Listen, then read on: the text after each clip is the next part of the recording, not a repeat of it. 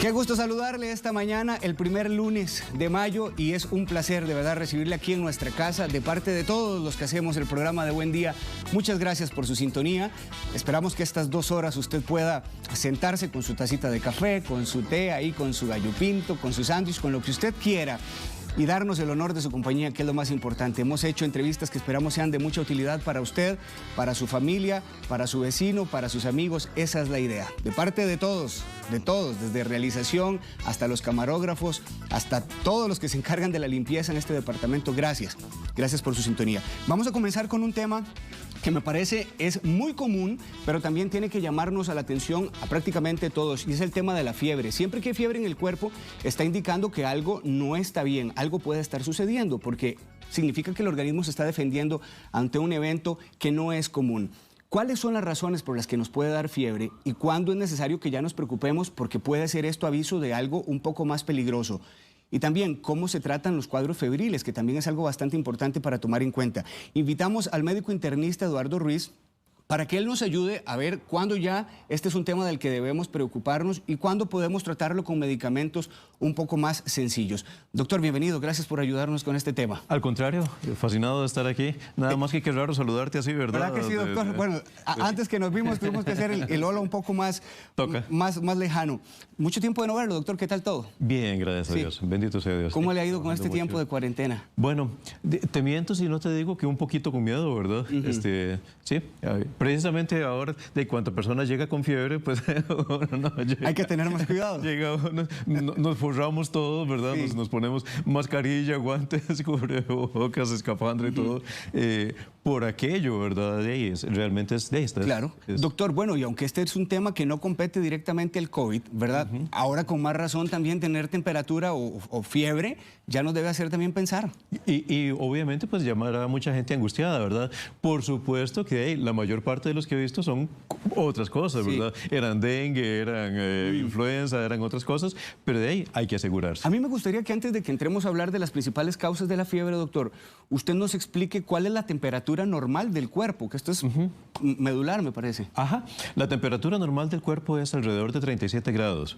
Es muy bonito cómo se mantiene esto, la serie de mecanismos que tienen que ver con esto, porque es muy especialmente una estructura, una glandulita que está debajo del cerebro, es como la unión entre el sistema nervioso y el sistema endocrino, el hipotálamo, o sea, una estructura que está debajo del cerebro que es la que regula la temperatura corporal y depende un poquito de la contracción muscular, del metabolismo del hígado y de toda la circulación periférica. O sea, las arteritas que están, los capilarcitos que están fuera de la piel facilitan que uno pierda calor, por eso uno suda precisamente para botar del cuerpo el exceso de calor, para que funciona como refrigerador.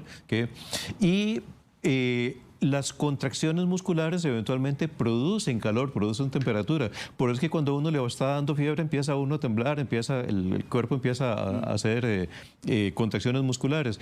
Entonces, alrededor, no es que tiene que ser 37 exacto, no es que si uno tiene 37.1 o 37.2 ya está enfermo, no. Se mantiene alrededor de 36.4, 37.5 más o menos. Esas son temperaturas normales.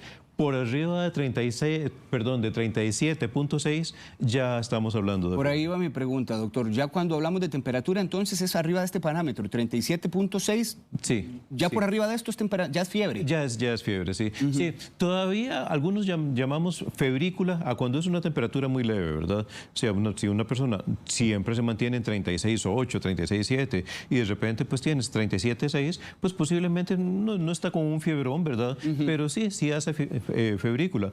O una persona, digamos, que veníamos tratando por una infección, que venía con 38.5, con 39, ya estaba en 37 y de repente, pues un día nos subió a 37.6, uno dice, bueno, todavía la infección está en curso, todavía hace piquitos chiquititos. En este caso, doctor, ¿tan peligroso puede ser la fiebre como una temperatura muy baja?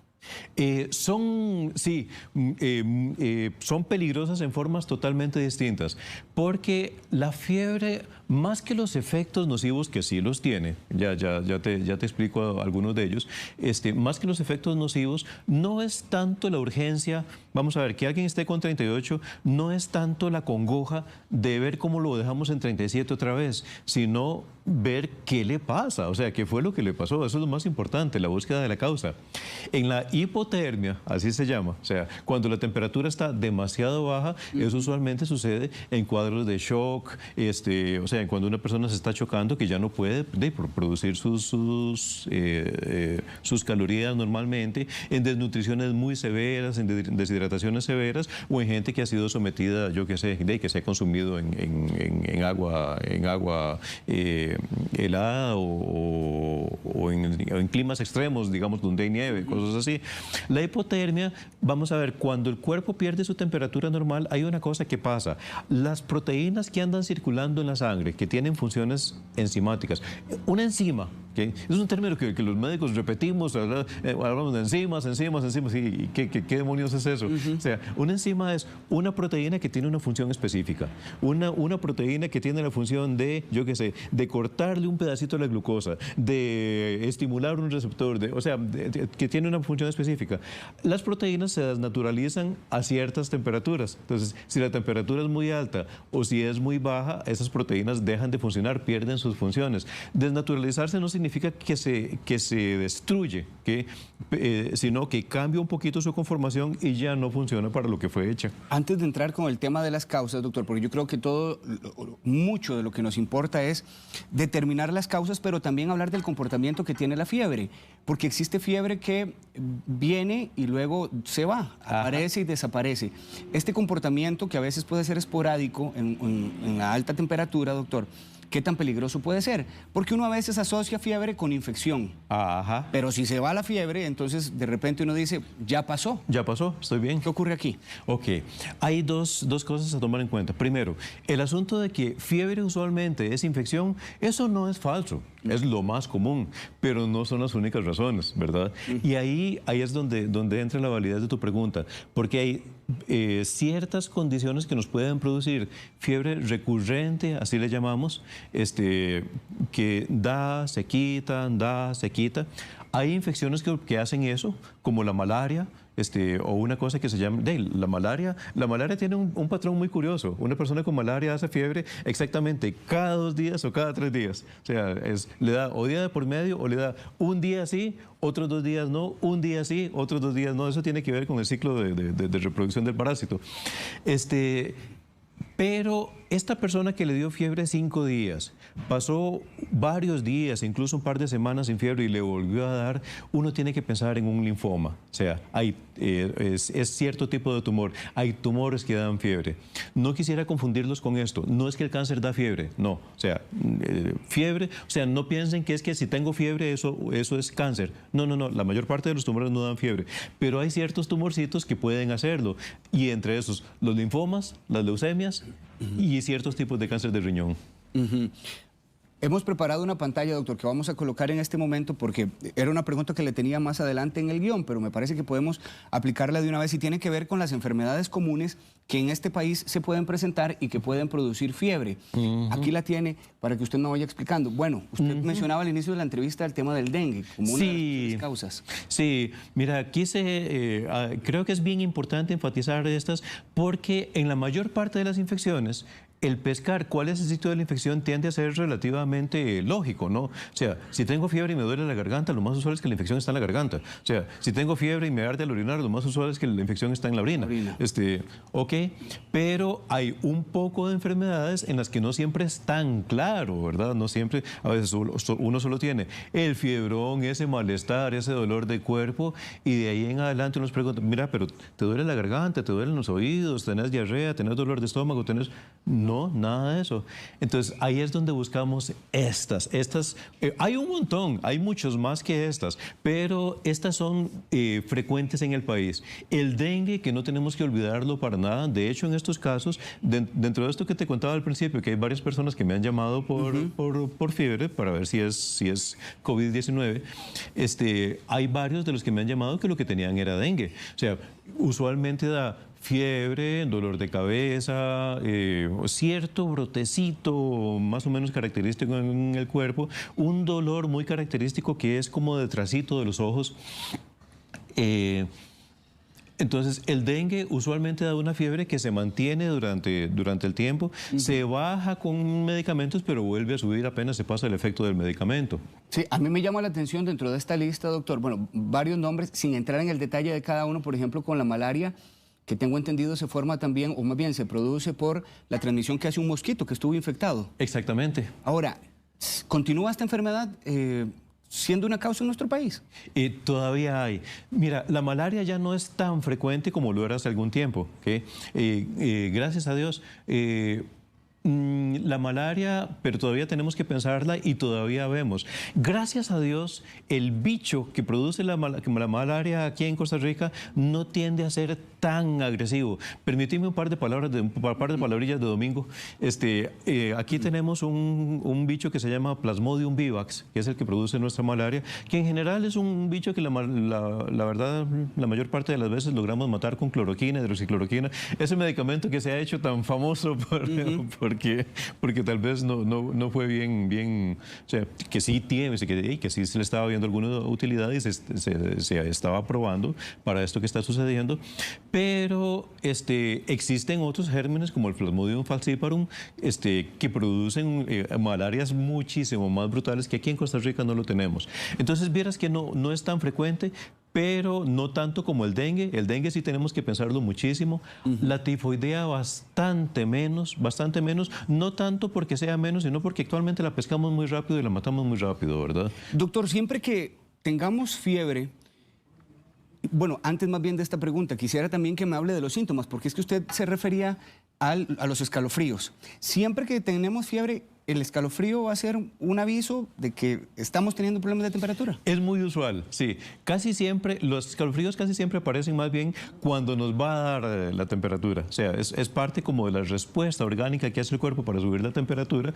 El cuerpo sube la temperatura más bien como un mecanismo de defensa. O sea, ante un invasor, algo que no siempre es una infección, ¿verdad? Eventualmente puede ser un tóxico. Todos hemos escuchado por ahí que, por ejemplo, cuando alguien lo ortiga, ¿cómo se llama? Un gusano, no son gusanos en realidad, ¿cómo se llama? Es que es antes de una mariposa. Oruga. Una oruga. Ajá. O sea, cuando uno ortiga una oruga, hace un fiebrón que dura un par de días, ¿verdad? Ahí no es tanto una infección, sino el tóxico que entra, o sea, el tóxico que entra contra el cual respondemos. Entonces, el cuerpo va a producir escalofríos. Ese temblorcillo que se produce es uno de los mecanismos por los cuales se produce contracción muscular para subir la temperatura. Ahora, lo más usual es que la fiebre se acompaña casi siempre de dolorcillos musculares, o sea, de dolores musculares, de malestar general y de escalofríos. Ahora, no todas las fiebres dan escalofríos fuertes. Cuando uno ve una fiebre con escalofríos muy fuertes, siempre nos orienta a ciertos tipos de infección. En abscesos especialmente, en infecciones de la vesícula lo vemos, en una cosa que se llama colangitis ascendente, en la malaria pasa muchísimo. Hay otras fiebres que no dan mucho escalofrío. Vos ves que normalmente cuando uno tiene una amigdalitis no pasa con un montón de escalofríos. Nos da temperatura o con una infeccióncilla urinaria o con una infección intestinal. Esas no producen tanto escalofrío. Lo más usual entonces es que sí tengan escalofríos, que sí tengan malestar general como cierto decaimiento y dolorcitos musculares. Ahora, doctor, también hay fiebre que se produce por agotamiento por calor. En este caso, este tipo de fiebre ¿es tan peligrosa como una fiebre convencional? Mira, es más peligrosa, pero por otras razones, ¿verdad? No, el golpe de calor que eventualmente pues la temperatura sube, pero no como defensa a un invasor que está viendo. No es exactamente fiebre, le llamamos hipertermia a ese aumento de la temperatura que no fue exactamente fiebre, pero pues por la deshidratación severa, por lo que está pasando en el organismo, porque la persona se nos puede chocar, se vuelve más peligrosa. Hay otra causa de fiebre que es especialmente peligrosa y que no tiene nada que ver ni con infecciones ni con cáncer, que es el hipertiroidismo. La gente que tiene un hipertiroidismo severo, que es una cosa que se llama tirotoxicosis o tormenta tiroidea, de repente empieza a producir cantidades terribles de hormona tiroidea y eso sube la temperatura del cuerpo. 8:15 de la mañana, si usted recientemente nos sintoniza, acaba de encender su televisor, estamos con el doctor Eduardo Ruiz hablando sobre el tema de la fiebre. El doctor nos ha explicado que existen varias causas, un virus, una infección bacteriana, el agotamiento por calor, incluso algunas enfermedades inflamatorias, un tumor maligno también puede ser causa de una fiebre.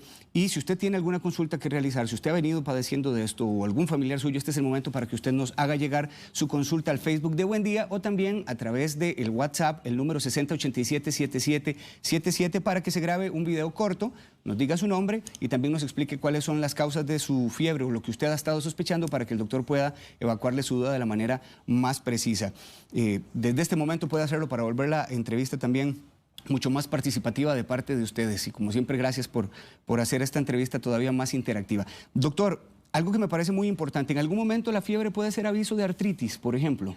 Mira, hay enfermedades inmunológicas. Las enfermedades reumáticas casi todas tienen que ver con problemas inmunológicos, ¿okay? Que son anticuerpos que en vez de atacar bacterias, atacan células de uno mismo. ¿Okay?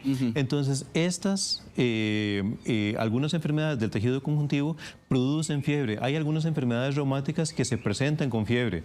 La artritis reumática, muy especialmente cuando hace algunas crisis, sobre todo la artritis reumatoide juvenil, a veces se presenta con fiebre. Los lupus pueden dar fiebre por distintas razones, también dependiendo del tipo de crisis que estamos teniendo. Y de las reumáticas, una muy especial, una cosa que se llama fiebre reumática. Yo creo que ese nombre todos lo conocemos.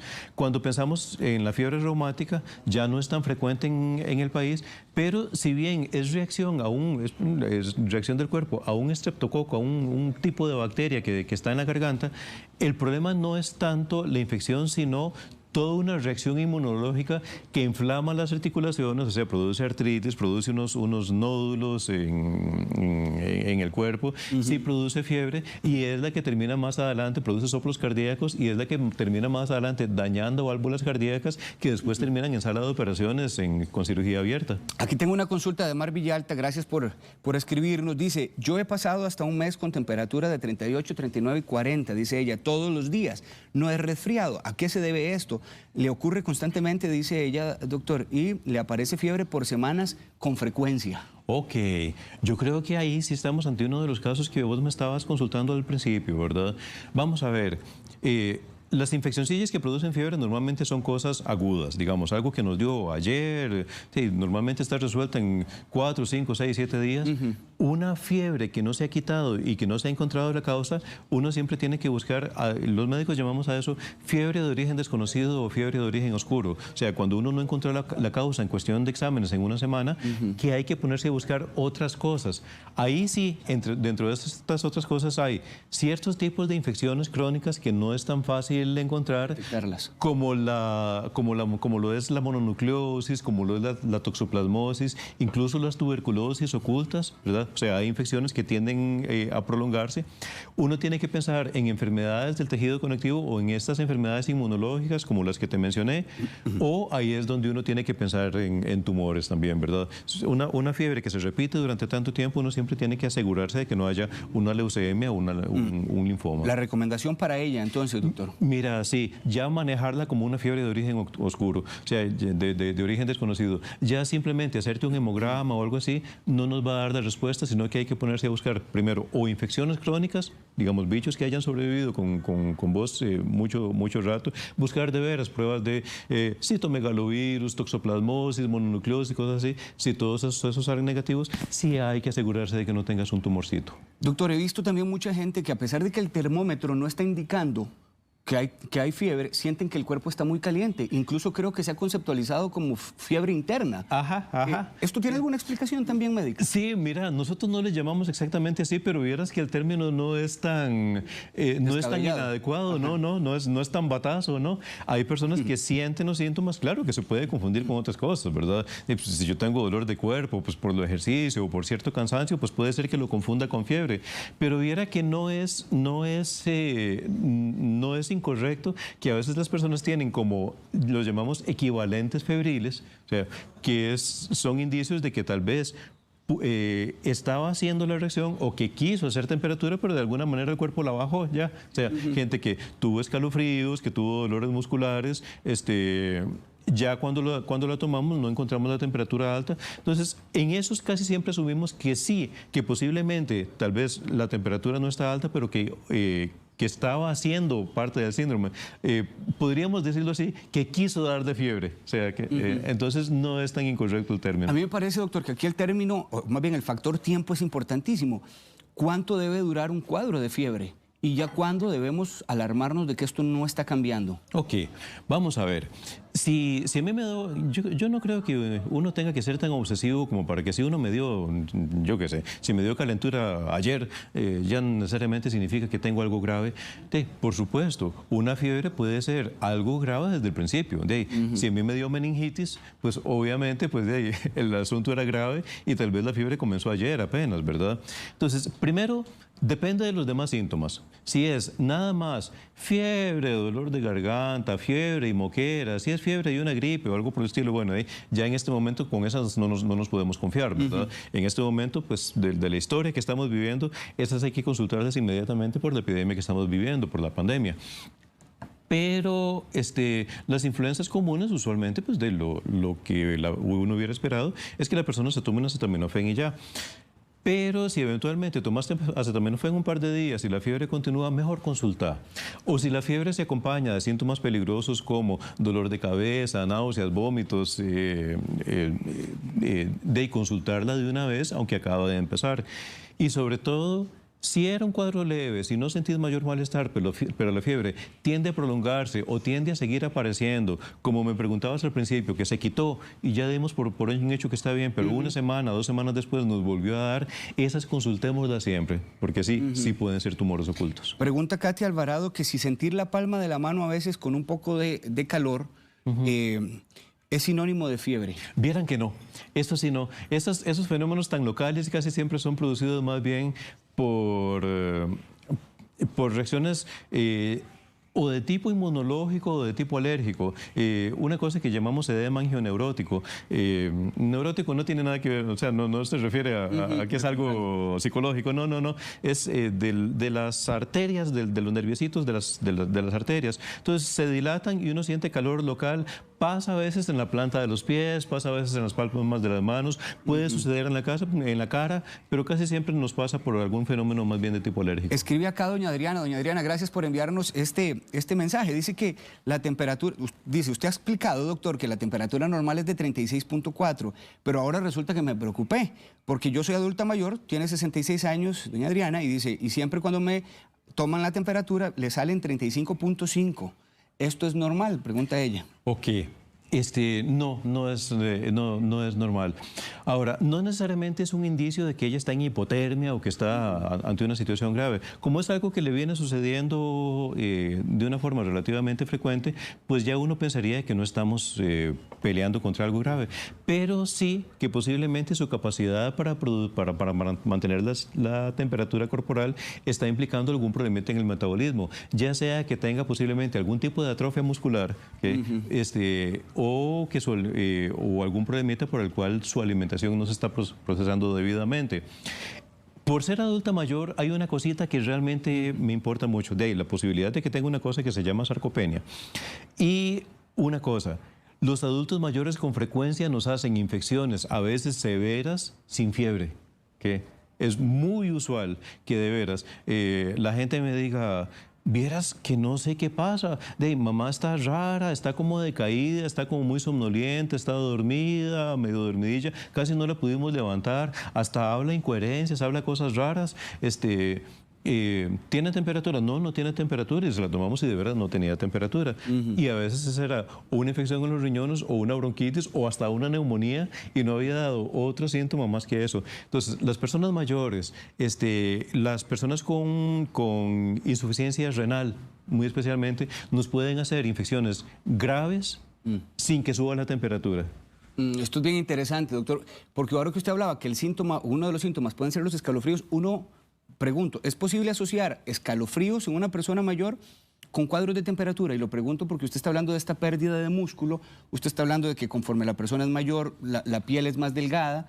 siento que puede estar un poco más propensa también a padecer de fríos con mayor facilidad. ¿Siempre los escalofríos que tenga esta persona mayor pueden ser congruentes a un cuadro de temperatura? No necesariamente, y precisamente por la misma razón. Puede ser que tenga, vamos a ver, tener escalofríos no es tener frío.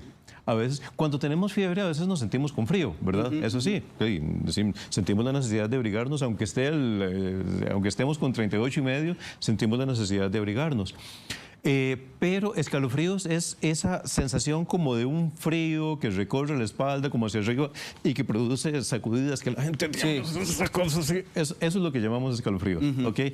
Entonces, no es raro que las personas que tienen estas condiciones no nos hacen fiebre, no nos hacen los escalofríos en situaciones en que cualquiera de nosotros hubiera estado en una pura temblorina. Ellos no están así, pero sí sienten frío, ¿verdad? Pero ese frío lo pueden tener por muchas otras razones que no necesariamente son fiebre. Entonces, en las personas mayores y en las personas con insuficiencia renal tenemos que ser el doble de cuidadosos porque no dan todas las señales de alarma que uno hubiera querido ver.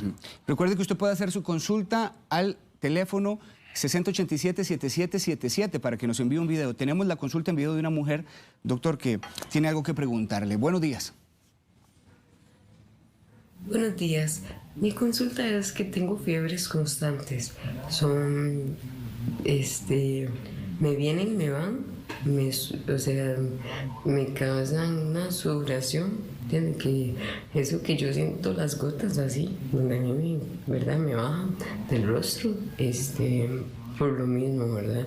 Me pasan muy seguido y en realidad no tengo ningún diagnóstico de enfermedad o de nada. Así que le agradecería una recomendación. Soy una persona delgada y no sé si eso tendrá que influir. Así que muchas gracias.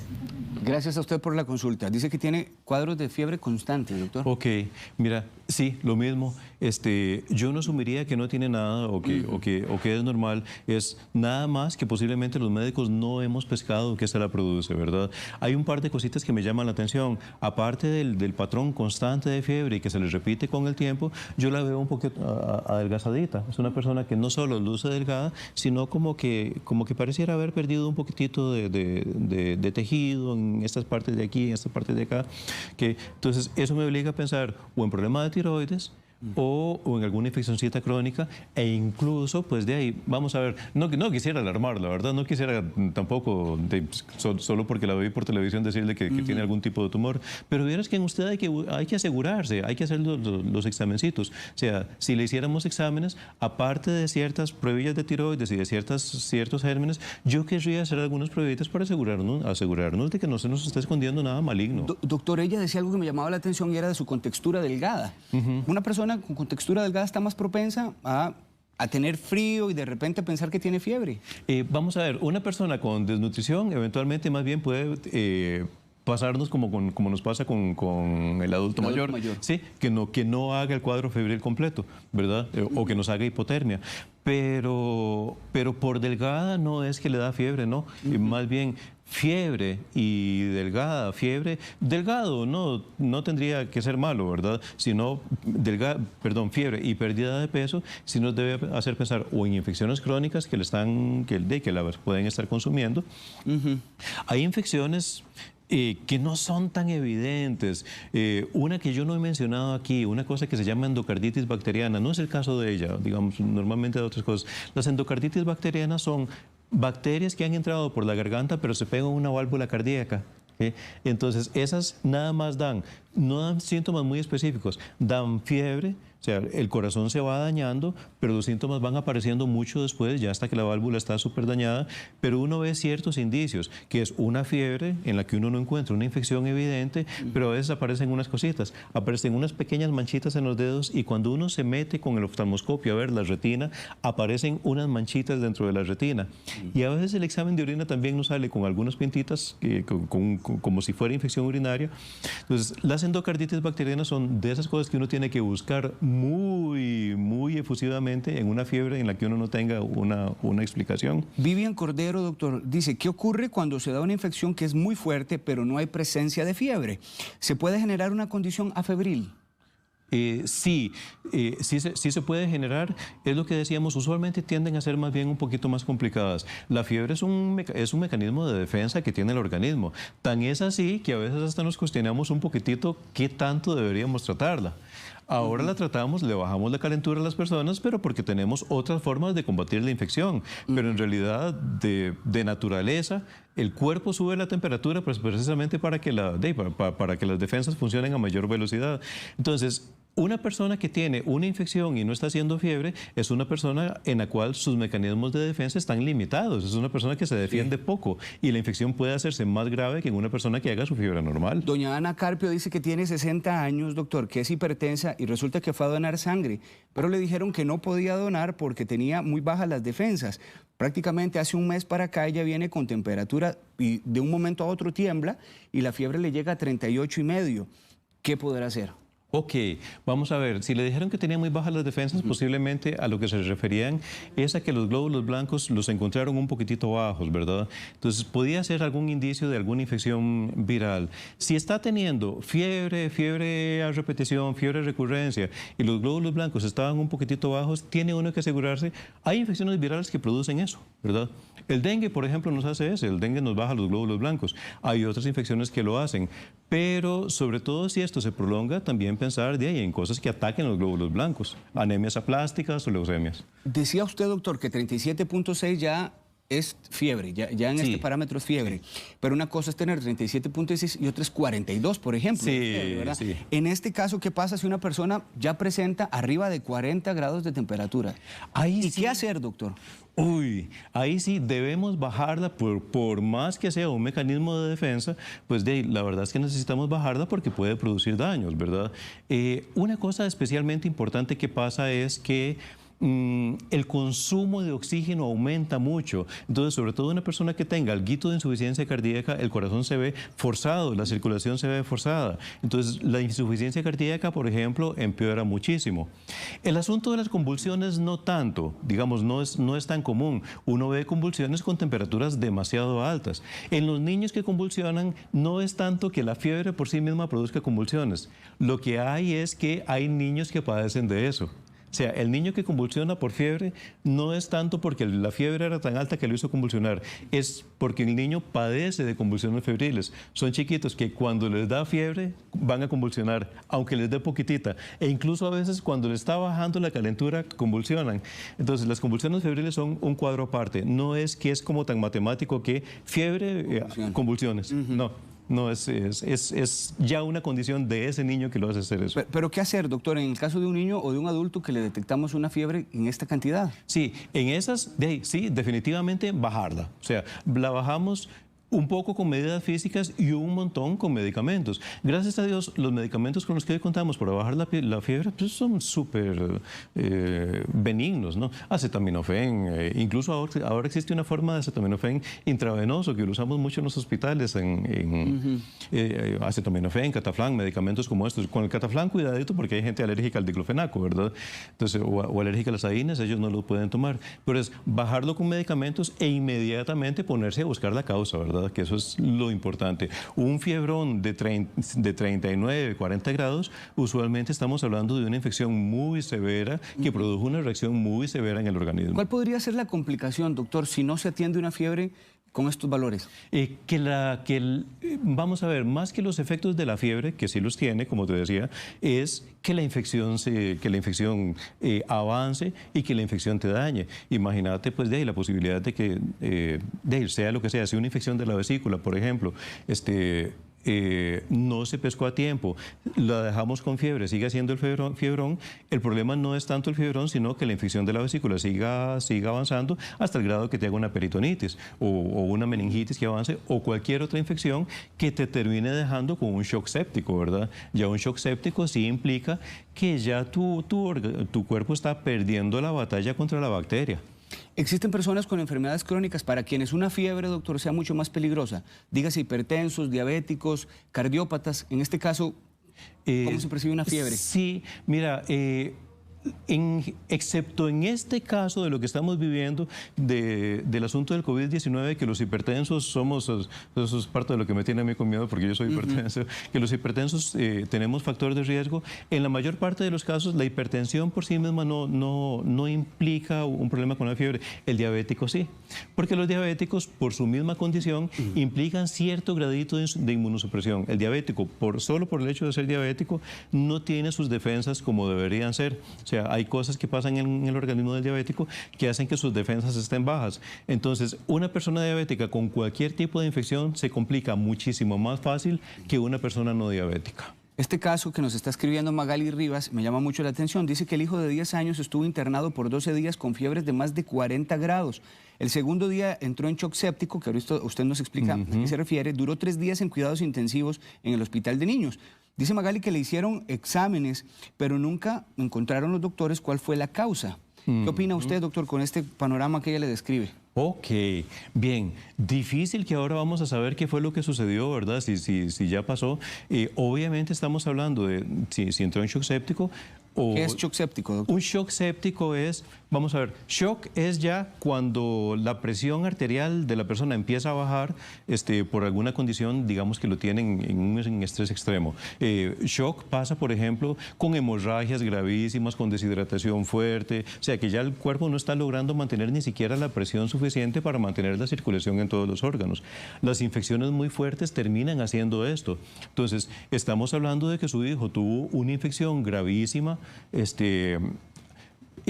Ante estos casos de ahí, si bien no conozco los detalles de cómo salieron los exámenes, qué buscaron, qué no buscaron, pues posiblemente lo trataron con antibióticos. Al no encontrar la infección, si uno no encuentra la infección, uno dice, no, igual está infectado, aunque yo no encuentre dónde está la infección, usemos antibióticos de amplio espectro, usamos antibióticos usualmente muy fuertes por la calidad, se le mantiene en la situación de shock.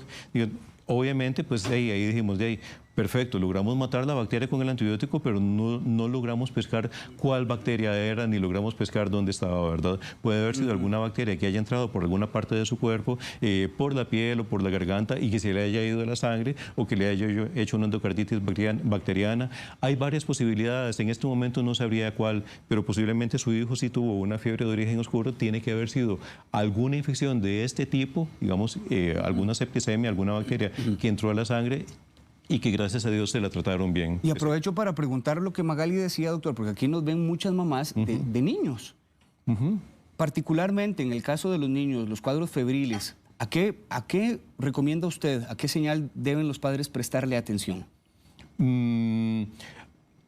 ¿Te referís como a el...?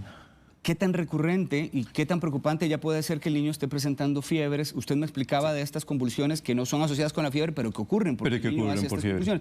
Pero en el caso de los niños, aquí, ¿a qué señales debe prestarles el papá o la mamá atención? Mira, señales es cuando no hay una causa evidente.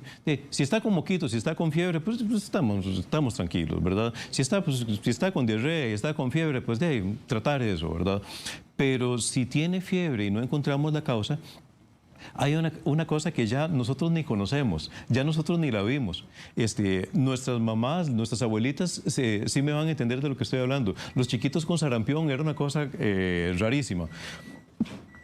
Eran 5 días de un fiebrón que no se la bajaba ni el médico chino, ¿verdad? Y al principio nadie sabía qué tenía, y hasta los 5 días iba apareciendo el brotecito, ¿verdad? Las enfermedades exantemáticas producen eso en los niños, la viruela, la varicela, todas estas, que eventualmente primero la fiebre y hasta después el brote. Entonces, no es raro que los chiquitos nos hagan fiebre al inicio, y si el médico lo examina el primer día, que el pediatra mismo le diga, bueno, es que no encuentro nada, tráigamelo mañana para ver qué encuentro, ¿verdad? Y que tal vez un día después se encuentre cuál es la causa. Y muy especialmente, como en los niños son frecuentes las leucemias, o sea, fiebres recurrentes en un chiquito, sí debe hacer que lo estudien exhaustivamente. Por ahí va. ¿Ves? Me imaginé. Entonces, llegamos muy bien para que usted me dijera un poquito ya cuándo hay que preocuparse como padre de familia. Marcela Mora dice, quería preguntarle, doctor, si un resfriado común también puede dar fiebres y de este mismo modo desaparecer.